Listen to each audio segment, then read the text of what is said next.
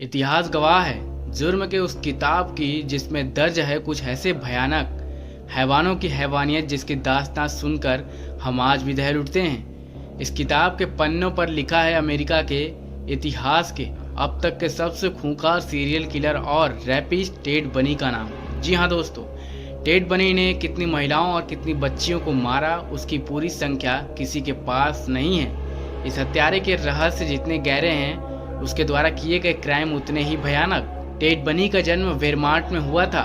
Ted बनी के माता पिता के बारे में किसी को आज तक नहीं पता चला। कहा जाता है कि टेड बनी अपने दादा दादी के साथ रहता था, लेकिन उसके दादा हमेशा अक्सर उसको पीटते और गालियां देते थे। दादा के जुल्मों और सितम से तंग आकर टेड बनी इलेनोर लुइस कॉवेल नाम की एक महिला जिसे वो अपनी माँ बताता था उसके साथ भागकर वाशिंगटन टैकोमा शहर चला गया। उस वक्त टेड बनी की उम्र 5 साल करीब थी। यहाँ पर इलेनोर लुइस ने एक शख्स के साथ शादी कर ली, लेकिन टेड बनी अपने सौतेले पिता से संबंध अच्छा नहीं बना पा रहा था। बता दें आपको, साल 1965 में टेड बनी ने हाई स्कूल तक पढ़ाई पूरी कर ली और फिर यूनिवर्सिटी ऑफ वाशिंगटन में आगे की पढ़ाई के लिए चला गया। उसे जानने वाले लोग बताते हैं कि वो बहुत ही जवान और खूबसूरत लड़का था, लेकिन बचपन से ही घर में हिंसा और कलह देखता हुआ बनी के दिलों और दिमाग में हैवानियत कब भर गई ये किसी को नहीं पता।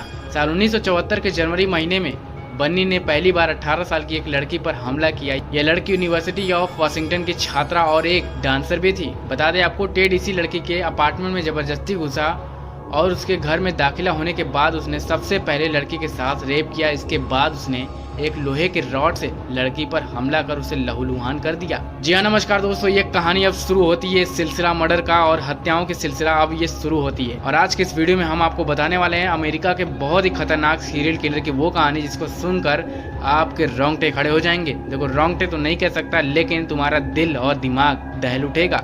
इस कहानी को शुरू करते हैं उससे पहले आप हमारे चैनल पर नए हो या पुराने, चैनल को सब्सक्राइब कर बेल आइकन प्रेस कर। इस हमले से यह लड़की 10 दिनों तक कोमा में ही रही, फिर जिंदगी भर के लिए अपंग हो गई। बता दें आपको कि जल्द ही टेड बनी ने इस यूनिवर्सिटी एक और छात्रा लिंडा एन हेली का मर्डर किया और यह बनी का पहला मर्डर था। कहा जाता है कि बनी ने हेली के अपार्टमेंट में घुसा, उसके बाद उसे बेहोश किया, फिर कपड़ों से उसे बांधकर अपनी कार से कहीं उसे ले गया और फिर उसके बाद वो लड़की दोबारा कभी नजर नहीं आई।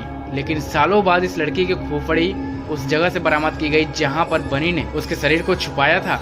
बता दें आपको कि हत्याकांड के बाद टेड बनी को खून खराबा और हिंसा करने में बहुत ही मजा आ रहा था। उसने इसे एक खेल बना लिया। एक महीने के अंदर ही अचानक वाशिंगटन और ओरिगन से एक के बाद एक अचानक कई महिलाएं गायब होने लगी।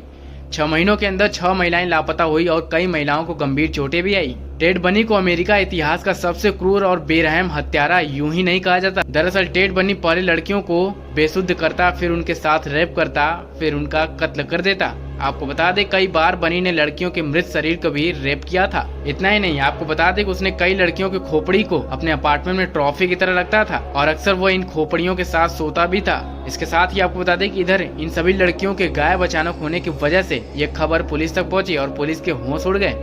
इस मामले में पुलिस ने गंभीरता से जांच करना शुरू किया और विभिन्न सरकारी एजेंसियों से कहा गया कि वो इस सिलसिलेवार तरीके से गायब हो रही लड़कियों के बारे में जल्द से जल्द पता लगाएं।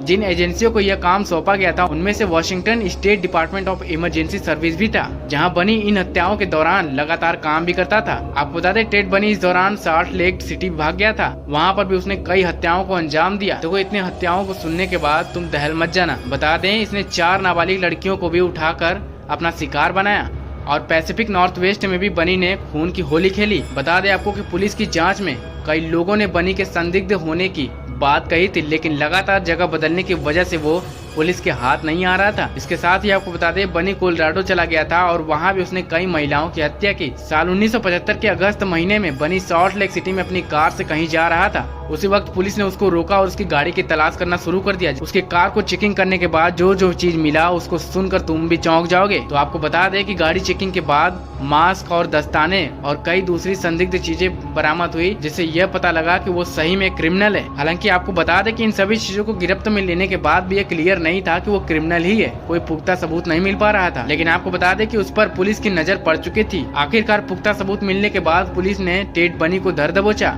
बता दें आपको कि उस पर किडनैपिंग और हिंसा के तहत केस दर्ज किया गया था, जिसके बाद पुलिस पकड़कर उसको जेल में डाल दी। इसके साथ ही तुम्हें बता दूं मैं कि लेकिन टेड बनी के काले गुनाहों की कहानी यहीं खत्म नहीं होती है मेरे मित्रों। अभी तो पूरी हिस्ट्री बाकी है। देखो मैं तुम्हें बता दूं कि टेड बनी 2 बार पुलिस कस्टडी से बच भी निकला है। कैसे, तो मैं आपको बता दूं कि साल 1977 में वो पहली बार जेल में गया था। दूसरी बार वो 6 महीने के अंदर ही वो दोबारा पकड़ा गया और फिर वो भाग निकला। दूसरी बार पुलिस की पकड़ से भागने के बाद वो फ्लोरिडा पहुंचा। पुलिस के कब्जे से निकलने के ही महज 2 हफ्ते बाद ही उसने 15 जनवरी 1978 को टेड बनी ने महज 15 मिनट में 2 महिलाओं के साथ रेप किया और उन्हें मौत के घाट उतार दिया। इतना ही नहीं, आपको बता दें कि इतने कम समय में उसने 2 महिलाओं को गंभीर रूप से जख्मी कर दिया और 8 फरवरी को उसने 12 साल की एक बच्ची का अपहरण किया।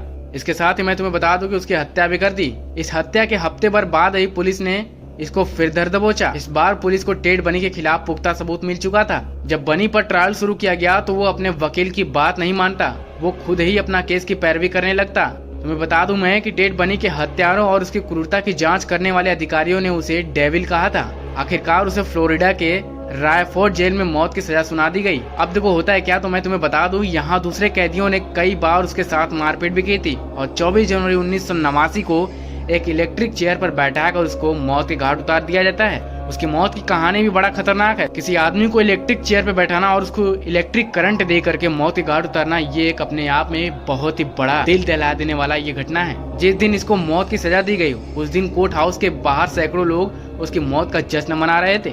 उसने ट्रायल के दौरान कई सारी हत्याओं की बात भी कबूली थी। आपको बता दें उसके द्वारा किए गए कुल हत्याओं की कितनी संख्या है या आज तक किसी को पुख्ता एकदम क्लियर नहीं पता है। हालांकि आपको बता दें कि कुछ न्यूज रिपोर्ट के मुताबिक 40 महिलाओं की रेप करके हत्या कर दिया था। ये सच है या फिर फसाना?